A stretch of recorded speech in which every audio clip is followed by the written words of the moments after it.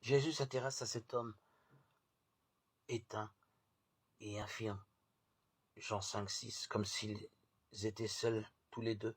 Il le regarde, lui parle, le questionne, lui donne du temps, accueille ses réponses, prend la peine d'attendre que quelque chose se mette en mouvement en lui. Il lui fait vivre là une première et fondamentale guérison. Il lui révèle qu'il a de la valeur, qu'il est une personne, qu'il compte pour quelqu'un, qu'il est digne d'intérêt, qu'il est aimé de façon unique, comme chaque enfant de Dieu. Jésus lui dit, veux-tu guérir? Par cette seule question percutante, Jésus révèle à cet homme la cause de sa maladie.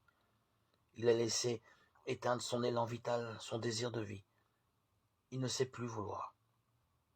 Jésus voit au-delà des apparences. Il ne reste jamais à la périphérie d'un être humain. Il ne vient pas guérir les manifestations d'une torsion, d'un mal, mais sa cause. Jésus est là, porteur de grâce, c'est-à-dire porteur d'un Dieu qui va chercher et mobiliser la vitalité de l'homme et l'entraîner à la guérison. Seigneur, lui répondit l'infirme, je n'ai personne pour me jeter dans la piscine quand l'eau vient à être agitée, et le temps que j'y aille, un autre descend avant moi. L'interpellation lancée par Jésus est directe. Elle appelle donc une réponse précise, oui ou non. Personne ne peut répondre à la place de cet homme, lui seul sait où il en est.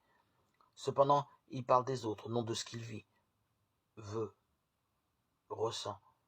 Personne pour me jeter dans la piscine, pour me porter.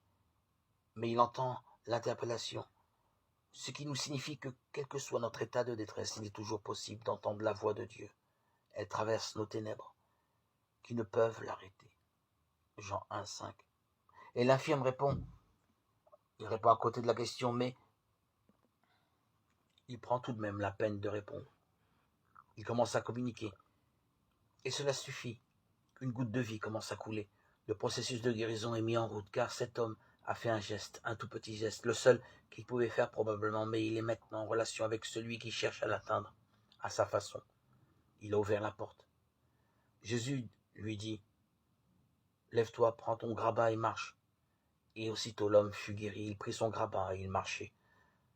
Jean 5, 8, 9. L'ordre de vie est donné par Jésus. L'homme y obéit. Il ne sait pas qui est Jésus, mais il pressent que celui qui lui parle est porteur de vie. Il aurait parfaitement pu rester couché. Il adhère à la résurrection. Jésus ne le touche pas comme il le fait pour d'autres infirmes. Il ne le prend pas par la main pour l'aider à se lever, car précisément la guérison de cet homme passe par la confiance retrouvée en sa propre identité. Il doit choisir lui-même de se lever, de retrouver son désir de vivre.